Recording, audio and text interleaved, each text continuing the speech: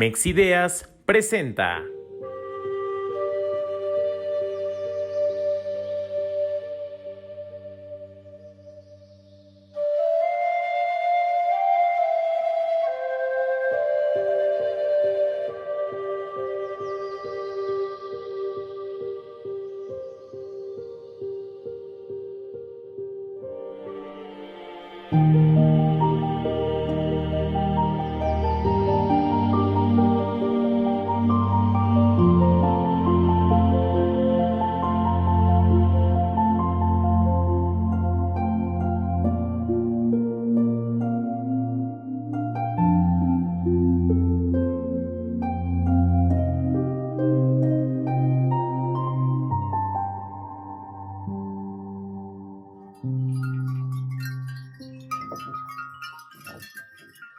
Hoy me siento muy contenta, muy feliz, porque les voy a compartir una historia de vida que te inspira, que te llena, y en lo particular me ha traído muy buenos recuerdos, porque son de esas personas que han salido de nuestro bello municipio de Jiquipilco. Ya saben que yo siempre hablo de mi querido pueblo Jiquipilco, al norte del Estado de México.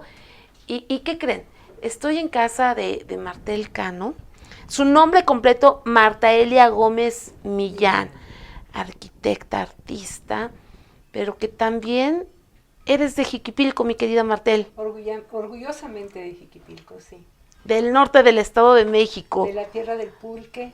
¿Verdad? Y nosotros hoy le estamos haciendo fue al pulque por el vinito, pero cuando estemos allá nos vamos a tomar un buen pulquito. Mi querida Martel, gracias por recibirnos aquí en tu lugar, en tu espacio, en tu casa, una casa hermosa.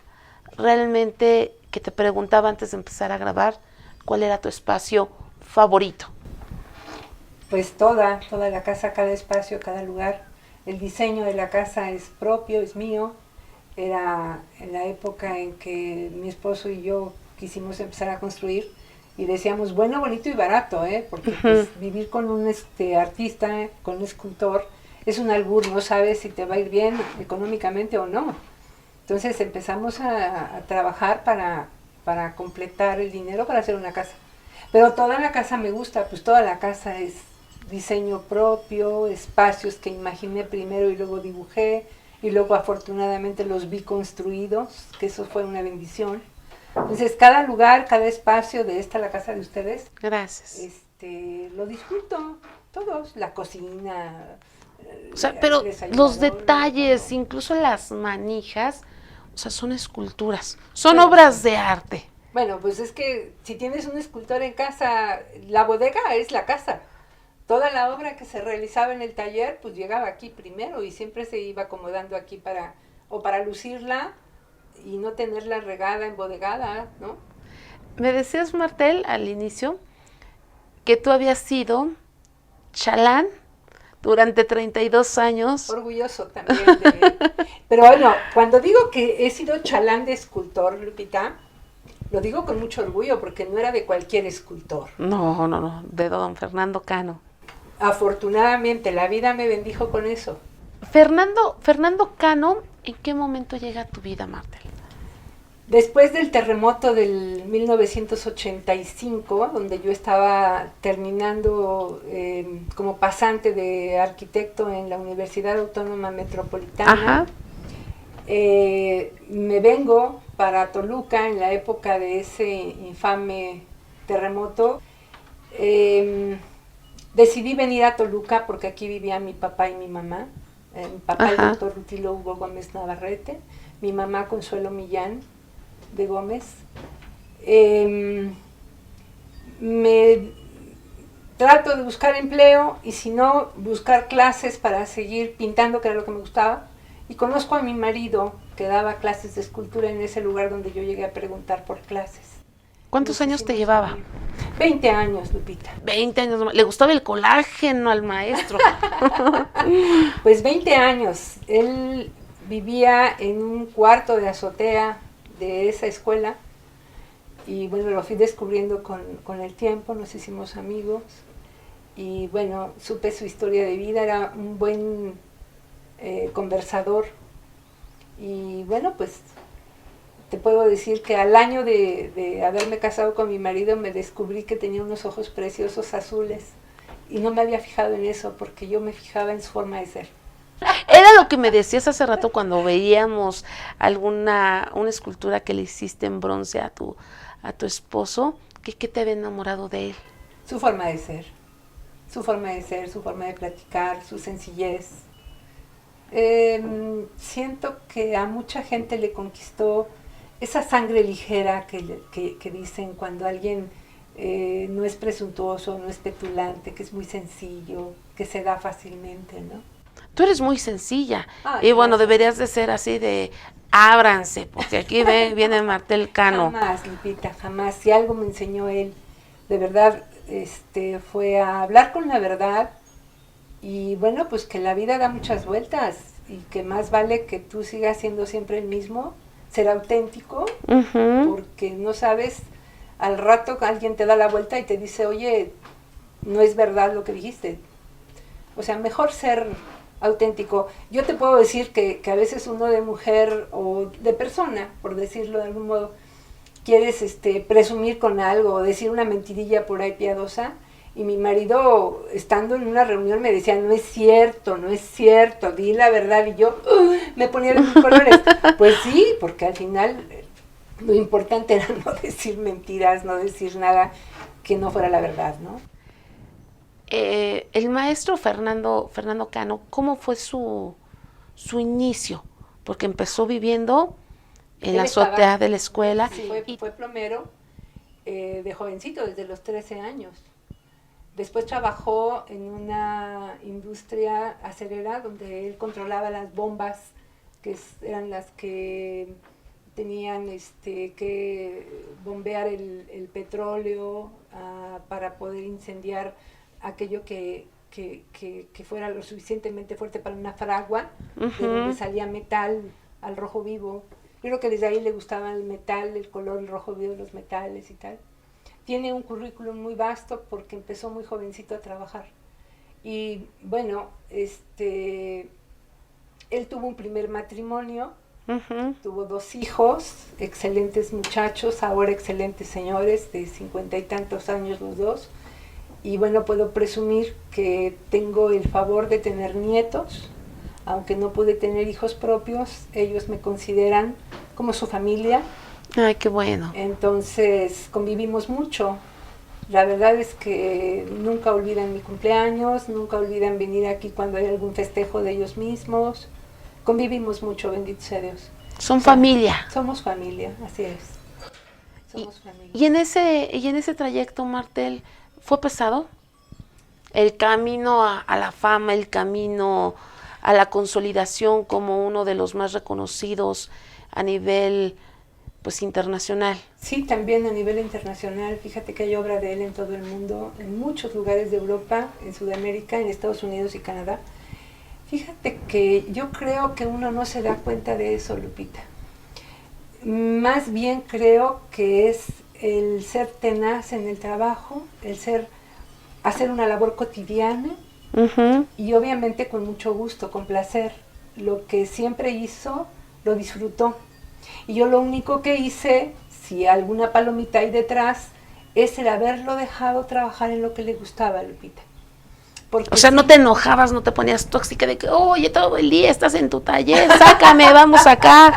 Llegó el momento en que sí, claro, pero no fue tan... Tóxica.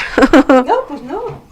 No, porque él entendió y entendía que yo tenía la necesidad de vivir un poco más. Él ya había vivido 20 años más que yo, ¿no? Y aparte pues estabas jovencita. Y tenía ganas de conocer el mundo, claro. Entonces siempre dijo que sí, que lo ayudaba mucho, que lo apoyaba mucho, pero que me pagaba muy bien, porque pues siempre que tuve oportunidad y él me hizo favor de dejar, viajé por muchos lugares del mundo.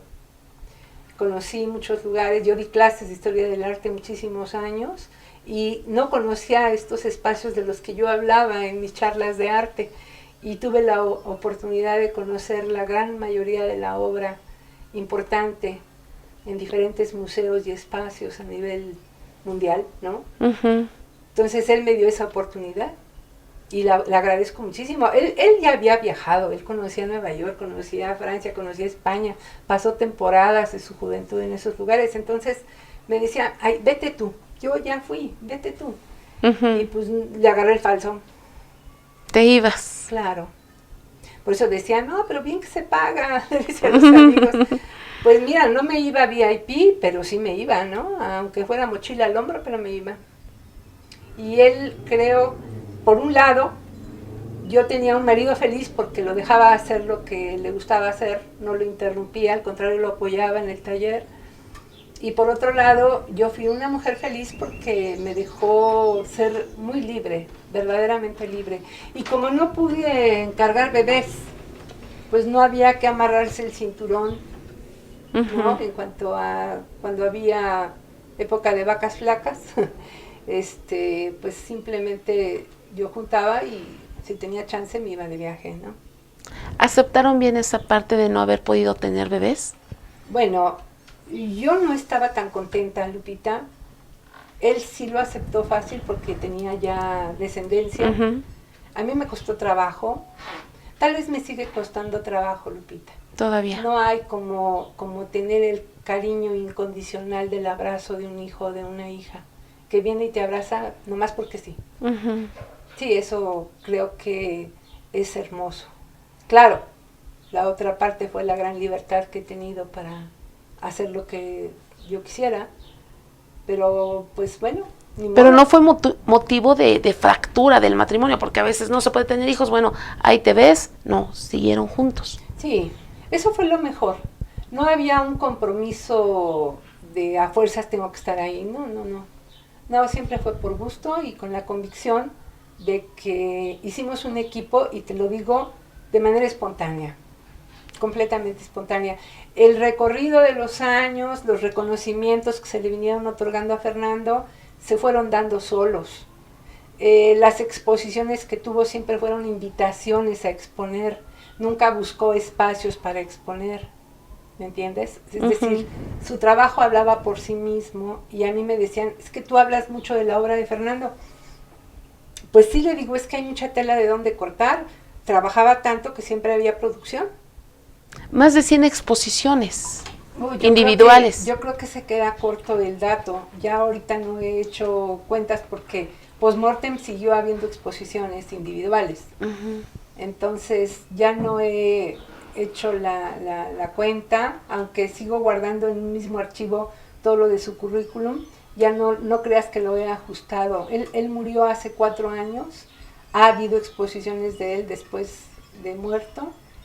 Y la verdad es que sigo trabajando prácticamente en lo mismo, ¿no? En promover su obra, en darla a conocer, en trabajar en el taller del Calvario, el taller Cano, se llama Taller Fernando Cano, ese taller. Y pues laborando con discípulos de mi esposo ahí, obra, tanto, tengo los derechos de autor de toda la obra como herencia que me dejó de toda la obra, bocetos, obra pequeña y tal. Y tengo la posibilidad de seguir dando incluso certificados de autenticidad por ausencia, porque tengo los derechos y porque me consta que lo que se llega a hacer es obra de Cano, ya sea en bronces como réplica, y algunos diseños de sus bocetos que se hacen incluso en mayor tamaño, pero ya no con los 4 dedos que era su firma de escultor, sino ya con 5 dedos, donde yo especifico que es diseño Fernando Cano, elaborado en el taller Art Cano.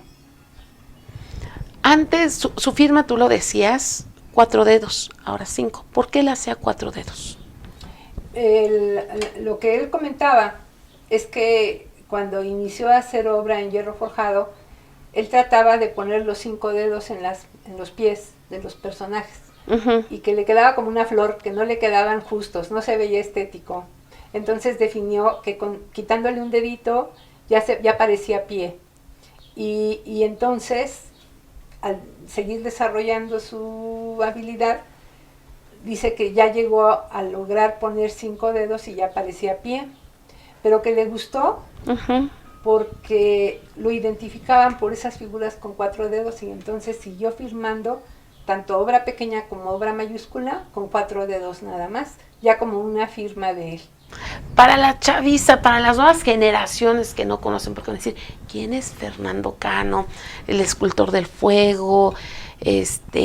¿Cómo puedes describirlo? ¿Cómo le puedes explicar a la chaviza quién es Fernando Cano? Que bueno, aquí también tenemos una de la obra del maestro. Les vamos a pasar parte de la obra que nos ha dejado el maestro Fernando Cano, que yo estoy enamorada, porque aparte tiene una obra súper sensual que dice tanto el movimiento, los árboles con el viento, amante de la mujer. ¿Quién era la musa? Aquí está la musa. Bueno, hubo quien llegó a decir que si yo había sido modelo de Fernando Cano. Ajá. Aunque no fui una mujer de malos tintes. Ay, guapa. Las de Jiquipilco somos guapas, ¿eh? Véanle por donde quieran. Debo decir que tuvo modelos, claro que tuvo modelos. Y ¿no te daban celos? me acostumbré. Ay, ¿cómo? Pasanos la nota, déjame lo anoto. ¿Cómo? Sí, me acostumbré, claro. Porque yo veo los cuerpos y digo, ay, Dios.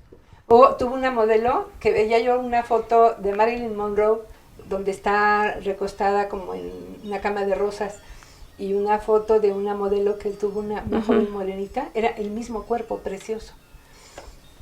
Te acostumbras porque además yo también di clases de dibujo muchos años. Entonces también tuve modelos para mis alumnos, ¿no? Sí. Entonces sabes bien que un modelo es un objeto más a dibujar, sin menospreciar la personalidad y la carnosidad, la humanidad. Se vuelve un objeto más a dibujar. Es como si pones un bodegón, quieres dibujar un bodegón, pues pones ahí las manzanas, los jarros, la cazuela, un plato, no sé. Igual, para dibujar un cuerpo humano, pues tienes que tener un cuerpo humano de veras, no un maniquí. No imaginado de la fantasía, de la memoria. Hay que estar viendo, tocando, palpando. No, nada más Hay que estar observando bien. ¿no? Los rasgos. Y es bellísimo. Y te decía que alguna vez decían que a lo mejor yo había sido modelo. Le digo, no, porque yo le hubiera cobrado más. Bueno, pero yo me desvío un poquito. ¿Cómo le puedes explicar quién era Fernando Cano?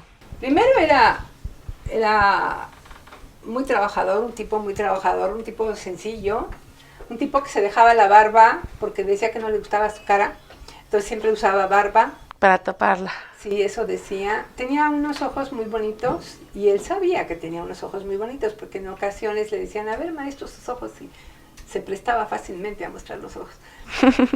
Pero yo creo que era más bien su don de gente, su bonomía, su charla.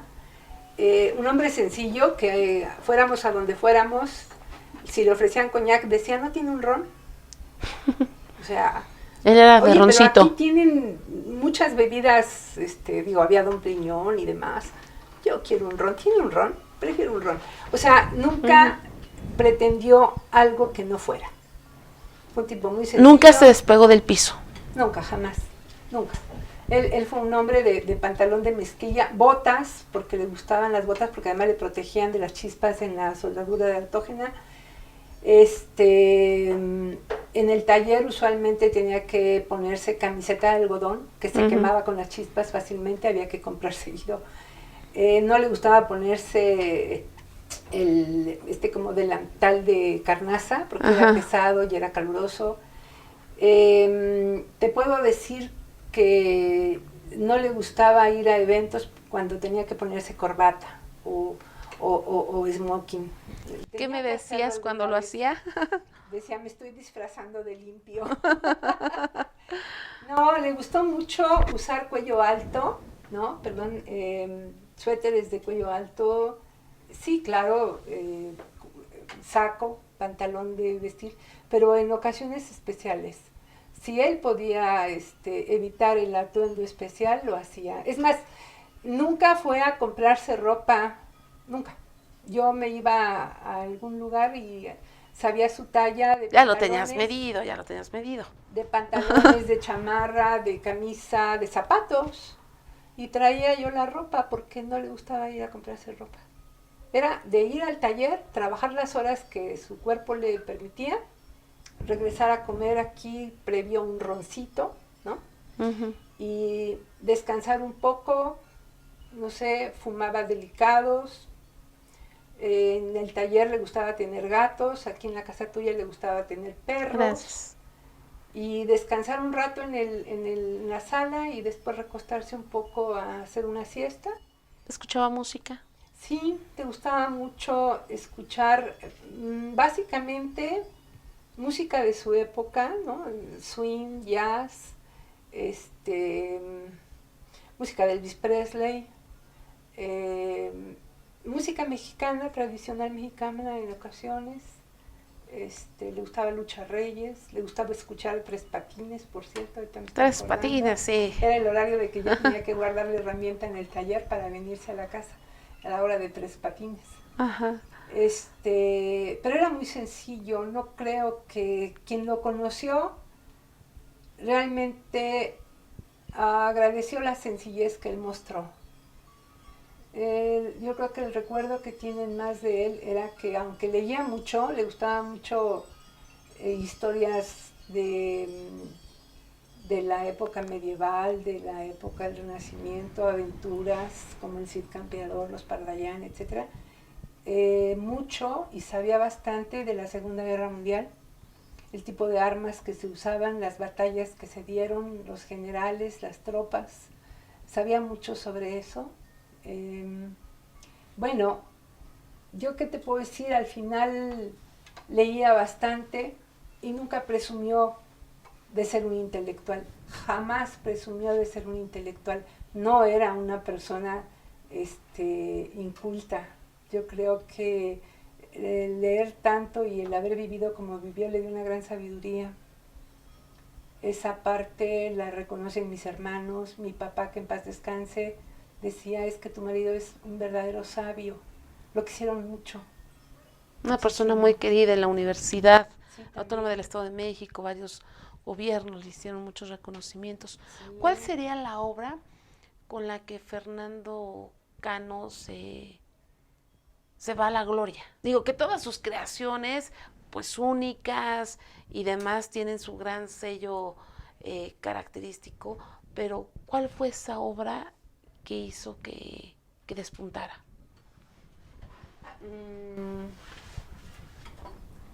Me cuesta un poco de trabajo decirlo. Cada obra que realizaba decía que era como un libro que te había gustado mucho y que no querías terminar, porque sabías que tenía un final y que pues, cuando terminaba la obra, Uh-huh. pues ya se acababa el disfrute de estarla haciendo y comenzar otra. Entonces, creo que en la mayoría de las esculturas que hizo, puso tanto de él y tanto de lo que veía del mundo, del exterior, que una favorita como tal difícilmente. Tal vez yo, como apreciadora del arte, como apreciadora de la historia del arte y del arte, que me dediqué a ello muchos años, lo que llego a ver en algunas esculturas es la composición y el movimiento que tienen. Ninguna obra que él haya hecho parece un robot. Ninguna obra que haya hecho puede decirse que sea una caricatura de algo. Siempre tienen un lenguaje, un movimiento, una actitud. Aunque algunas pequeñas no tienen rostro, hay una actitud. Uh-huh. Entonces, difícilmente te diría que hay una que haya sido su verdaderamente favorita. Quizá cuando externaba cierto dolor en algunas piezas se identificaba con ellas, como el fauno enamorado que está afuera. Tal vez... ¿Qué decía de este fauno? Si nos puedes compartir lo que decía de este fauno. Pues decía que era un fauno enamorado, que tenía cara de bobo porque estaba enamorado. Viendo el reloj de arena. Viendo el reloj de arena. Es un fauno que le pone el título de Para tanta soledad me sobra el tiempo. Le roba esa frase a García Márquez. Porque es un fauno que está viendo el tiempo y esperando ser correspondido en el amor. Aunque los faunos prácticamente siempre fueron correspondidos en el amor. Si ves la mitología, pues no se les iba ninguna ninfa, ¿no? pero en este caso parte de las pasiones las transforma en seres mitológicos porque los seres más pasionales fueron precisamente dioses y semidioses de la mitología griega y romana. Pero es una forma de expresión nada más, no es que él se viera como ese fauno, ¿no? Al contrario, creo que criticaba a algunos que decían o presumían de su virilidad, y pues él nunca presumió de eso, al contrario, ¿no? Creo que fue muy amable, siempre fue, pues yo creo que humilde.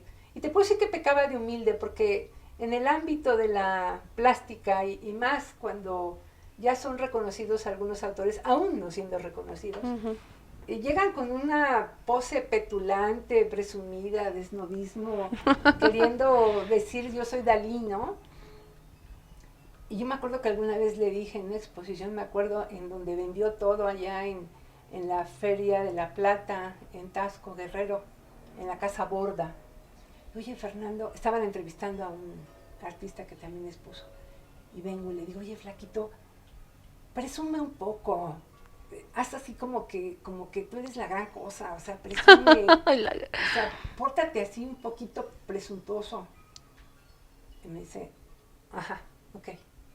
Y cuando vinieron a entrevistarlo era tan él que yo me quedé decepcionada. Dije, ay, sigue siendo el mismo sencillo de siempre. Y yo creo que por eso la gente lo quiere. Sí. Martel, ¿tú cómo le decías flaquito? Flaquito, Fer, Cano, Ferocito, Ferozo. Sí, de muchas ¿Y él formas. cómo te decía? Cuando me enojaba le decía Fernando. Fernando Cano, te estoy hablando. Eras muy escultor. ¿Sí te hace enojar? ¿A mí? Algunas veces, sí. Sí, hubo una época en que me hizo enojar mucho. Su silencio me hizo enojar mucho. Él sentía que estaba enfermo, creía que estaba enfermo, y se lo guardó para sí mismo y no me hablaba. Se quedaba callado, se ponía distante. Fue una época complicada. ¿Cuánto tiempo duró esa época? Como unos 2 años o 3. Él creyó que estaba enfermo y no me lo quiso compartir. Decía que tenía muchos familiares médicos y que a lo mejor lo iba yo a internar y a hacer 1000 estudios. Le dije, no, Fernando, no, te equivocas. Desde ahí hubo un pacto en donde si él se enfermaba de algo, si quería, lo llevaba a algún hospital, médica, algún hospital. Y si no, no. O sea, es decisión tuya, yo no tengo por qué obligarte, ¿no? Y bueno, pues después ya vinieron las etapas donde sí hubo que llevarlo, internarlo. Pasó épocas difíciles los últimos años de su vida, con padecimientos que vinieron del corazón, con un infarto, con taponeo de arterias, la osteoartritis, tanto en las manos como en la columna. Pues sí, el trabajo le cobró factura, ¿no? La postura en el taller, el oler tanto el humo del oxígeno acetileno que de pronto dejas semiapagado el soplete y sale un hilito negro, que es puro hollín lo que estás respirando. Eso fue también. Sí, los médicos a veces generalizan y le preguntan, ¿fuma? Sí. ¿Qué fuma? Pues delicado sin filtro. Ah, por eso está usted mal. Te voy a decir, yo lo veía, él encendía un cigarro, lo ponía en el cenicero y se ponía a trabajar, el cigarro se consumía solo. Terminaba de trabajar, encendía un cigarro, veía la obra, le daba la vuelta, volvía a dejar el cigarro en el cenicero y seguía trabajando, y el cigarro se consumía solito. O sea, fue más el humo del hollín que despide el soplete de oxígeno acetileno que lo del cigarro que haber fumado. Porque fueron muchos años de trabajo, fueron pues 60 años trabajando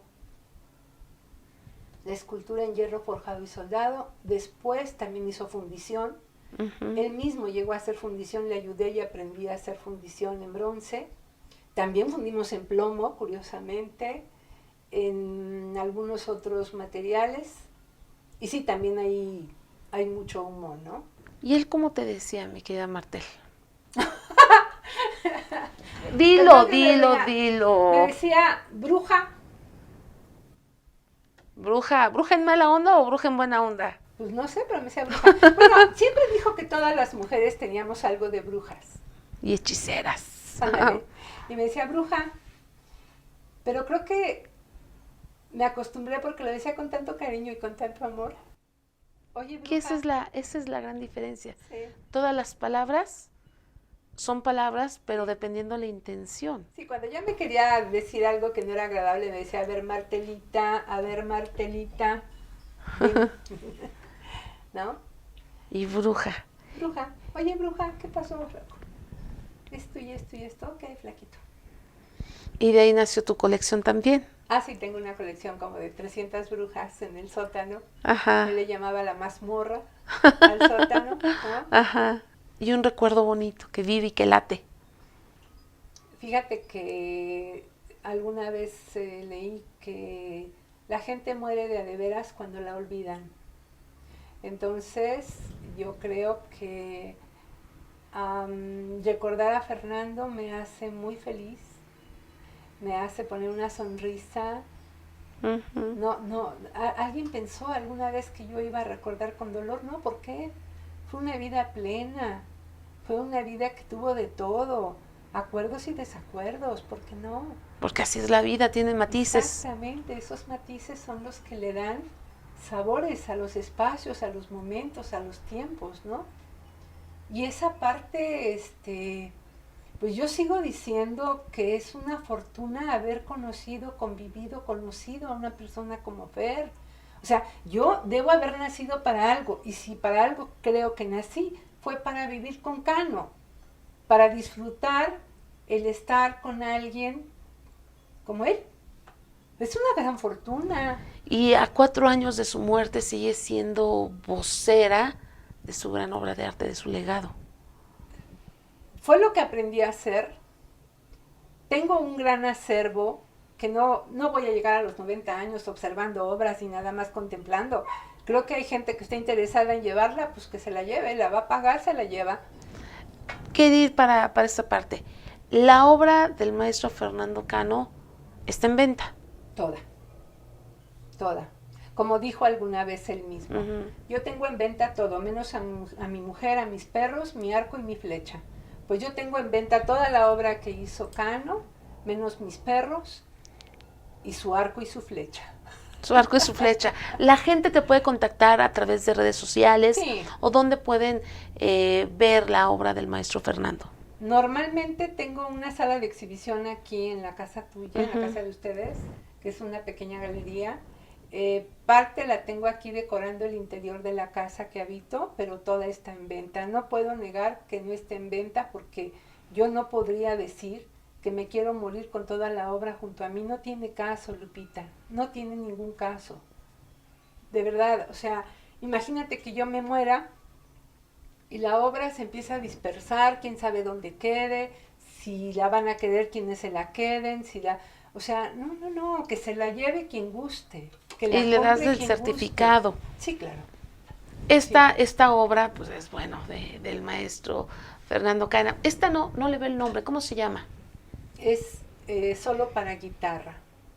Es una pieza que, como la ven, pues es una chica tocando la guitarra y en lugar de notas musicales lo que sale de la guitarra son aves. Así hizo una serie de instrumentos donde lo que salía del instrumento eran aves. Toda está en venta. Yo puedo decir que tendré mis favoritas, pero que incluso si las favoritas se van, que se vayan. Mira, Lupita, la muerte es algo inevitable. Aprendí que hay que aprender a morirse, aprender a desprenderse. Cuando te mueres no te llevas nada. Solamente lo vivido, lo comido y lo gozado. Pues ni eso, porque cuando te mueres ya, o sea, yo creo que te vas a un plano terrenal, a una dimensión diferente al plano terrenal. Y esto lo estoy convencida, ¿cierto? No te mueres del todo mientras te recuerden, pero cuando te mueres, pues solamente desapareces de este plano. Y cuando desapareces de este plano debes darte cuenta que no es posible que no compartas lo que tienes actualmente. Tienes que compartir, así como compartes el vino, como compartes la risa, como compartes el espacio, ¿no? Así, con cariño, con abrazo fraterno, pues también hay que convencerte de que un día, cuando te vayas de este plano terrenal, recuerden que fuiste una persona, ser humano, mortal, como todos. Es correcto. Entonces, Pues ya está hecha la invitación a toda la gente que quiera conservar parte de la obra, de este legado del maestro Fernando Cano, pues pueden a través de las redes sociales contactar a mi querida Martel Cano, y también aquellos gobiernos, instituciones, fundaciones que quieran una obra en particular, también pues con la maestra Martel Cano se puede realizar, porque el taller sigue funcionando, y obras que se pueden hacer pequeñas hasta gran escala, y se les da la identidad de acuerdo a lo que quieren. Desean. Sí. Entonces cualquier encargo que llega se puede hacer. Ahora, yo como chalán de escultor tantos años, me encanta eso de chalán de escultor. Te puedo decir que sé modelar, sé la técnica, sé las técnicas y sigo trabajando en ello. Apenas tuve la oportunidad de llevar obra a una subasta, 5 obras mías se vendieron en la subasta, mías. De mi creación, de mi producción. Ya tengo una escultura mía que hace referencia a la matanza de los chicos de Ayotzinapa. Está situada ya, colocada en la Secretaría de Gobernación, allá en Bucareli. Que la puedan observar porque es una obra muy bonita. Pues habla mucho de ese sufrimiento. Y aparte, es una obra muy bonita porque hace el emblema de lo que quieres decir, ¿no? Sí. El sufrimiento de la mamá tortuga y las tortuguitas. Sí, se traduce en tortuguitas a esos pobres chicos que desaparecieron ese 26 de septiembre allá en Ayotzinapa. Bueno. Y también hay que decirlo, la obra que me mostraste del rostro de Fernando Cano, sí. Y que en la parte de abajo tiene un ángel que se está clavando su ala al piso para no volar, me encantó. Realmente que eres una mujer muy talentosa, mi querida Martel. Gracias. Muchas gracias. Y en verdad, a todas aquellas fundaciones, dependencias que quieran ilustrar algo, algún hecho, algún momento, lo puedes realizar. Sí, porque los alumnos de mi esposo siguen siendo también ya maestros como tal, maestros escultores, y no me han dejado sola. La última obra que mi esposo hizo fue una que se llamó Humanismo, que está en la calle de Rayón, aquí en Toluca, enfrente del edificio de administración de la Universidad Autónoma del Estado de México. Es todo un conjunto escultórico donde trabajaron muchos de sus que fueron sus discípulos, y yo creo que ahí hicimos un buen equipo, y aunque mi marido falleció, ellos siguieron. Cuando les llamo me hacen favor de colaborar, y por qué no de corregirme a mí también. Yo fascinada. Mi querida Martel, ha sido, esta es parte de lo que ustedes están viendo grabado en este programa, pero nos hemos echado una plática impresionante. Ya fui a abrazar el árbol cuidador de esta casa, las hadas. Qué hermosa casa. Gracias, Lupita. Qué hermosa casa. Yo creo que soy fan de cada uno de los lugares de esta tu casa, el espacio donde aquí también estuvo conviviendo el maestro Fernando Cano, y sin duda pues una pareja de talentosos. Muchas gracias, Lupita. Reconozco que ha sido una gran fortuna que todavía vengan a platicar conmigo como tú lo has hecho hoy, porque platicar de Fernando, insisto, es un gusto, pero además pues sigue habiendo mucho por platicar. Fueron 34 años para poder reconocer que hubo una historia diferente a muchas, sin ser presuntuosa. No quisiera irme antes sin hacerle una pregunta que ojalá, te voy a dejar a reserva si la quieres contestar o no. Ay, las 3 piernas, no es cierto. Bueno, también. Déjame decir salud porque sí tiene fuerte. Sí, salud, salud, salud. Salud, para los que no tienen, los de atrás de la producción, sí tienen agüita, ¿verdad, muchachos? Sí tienen, sí tienen. Espero que mi ponchito. Viene la pregunta. ¡Ay, qué rico! Lupita. Viene la pregunta. Bueno, dos preguntitas.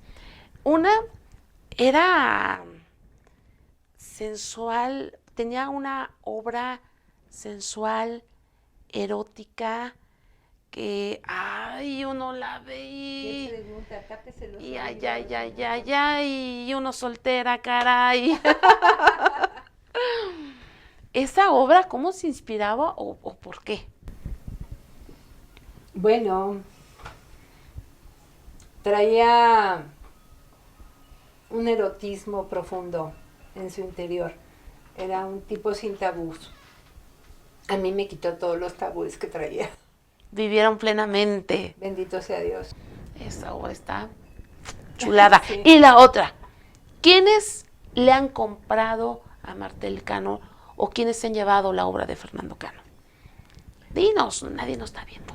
No, pues es que hay tantos, hay un montón. Famosos, políticos. De todo ha habido, Lupita. Yo te puedo decir que aún sin conocer a Fernando, John Wayne era de los que seguía obra de Fernando cuando todavía Fernando vivía en Ciudad de México y llevaba obra a Cuernavaca para que se vendiera en una galería. Y desde ahí, pues te puedo decir que ha habido... Es que mira, me acaba de llegar una pequeña escultura para remozarla, para darle su chaineada, que fue de don Salvador Sánchez Colín, por ejemplo. Don Carlos Han tuvo obra de Fernando también. Un coleccionista importante fue don Gregorio Balder Onjas, que trabajó con Auris para Jan González. Ajá. Era uno de los coleccionistas más vastos de la obra de Fernando. Hay otro coleccionista aquí en Toluca que yo agradezco su aprecio, un médico psiquiatra, el doctor Roberto Escandón. Y ahorita, por ejemplo, te puedo decir que uno de los que tienen mejores colecciones de Fernando yo lo considero también un amigo, el dueño de la veterinaria Lechens, el doctor Ulises Pulido. Políticos, pues te puedo decir que no hay tantos, pero que les llegaron como regalos obras de Fernando. O sea, hay mucho político que tiene obra de Fernando porque le Y que llegó quizá por no obsequio. saben lo que tienen, Llegó por ¿verdad? obsequio. No, y lo aprecian mucho, claro que sí, lo recibieron obra muchos. Yo creo que si algo, a algunos que obsequiaron a políticos escogieron obra de Fernando porque sabían que les agradaba, ¿no? Si no, pues hubiera sido otra cosa. La campana del centenario, que fue diseñada por Fernando, esa campana que está en carreteras, en escuelas, en hospitales, que hizo el licenciado Peña Nieto, es obra de Fernando, aunque no fue él quien lo mandó a hacer, sino un intermediario mandó a hacer la obra y bueno, pues fue aceptada y se hizo para muchos lugares, que tiene unas manos entrelazadas con el compromiso y las manos donde ya se estrecha el compromiso. O sea, hay muchas formas que hizo Fernando que mucha gente no conoce que son obra de él, ¿no? Pero, pues sí. La obra está por todos lados. Ojalá y la gente... Por todos lados. Y te digo, en todo el mundo hay alguna obra de Fernando. Ahorita apenas hay una que se mandó a Suwon, una ciudad en Corea del Sur, una obra grande que está en una calle en esa ciudad de Corea del Sur, que acaban de inaugurar ahora ni 6 meses, ¿no? O sea, hay mucha obra. La obra de Fernando Cano está latiendo por todo el mundo. Sí. Y pues muchísimas gracias, mi querida Martel. Gracias por recibirnos aquí en tu casa. Este espacio está muy bonito, me encanta, me encanta. A mí me hubiera encantado que esta casa, por ejemplo, estuviera en Jiquipilco, ¿verdad? ¿Verdad? También. Que tiene unos paisajes maravillosos, esos cerros, esas coníferas, ese clima que se está volviendo más cálido cada vez por el cambio climático, pero a mí me encantaba esos amaneceres donde todavía estaba la bruma, la humedad, fresco, que te daban ganas de encender una chimenea, ¿no? Muchísimas gracias, mi querida Martel. Gracias por habernos recibido. 1000 veces agradecida, no como paisana, ¿Verdad? sino como profesional de la comunicación, Gracias. como un ser social admirable que tú eres. Gracias, mi Yo querida Martel. encantada de recibirte y de que hayas tenido la bondad de venir a entrevistarme. No, gracias por permitirnos venir a grabar aquí en tu casa, en tu espacio.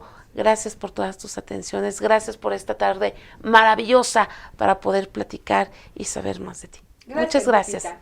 Cuando Muchas gusten. gracias. Muchísimas gracias a toda la ustedes, el gente. equipo del staff también, muchas gracias. A todo el staff, gracias a Pau, gracias a mi querido Ponchito Acosta. Ella es Martel Cano, soy Lupita Escobar y nos vemos en la próxima.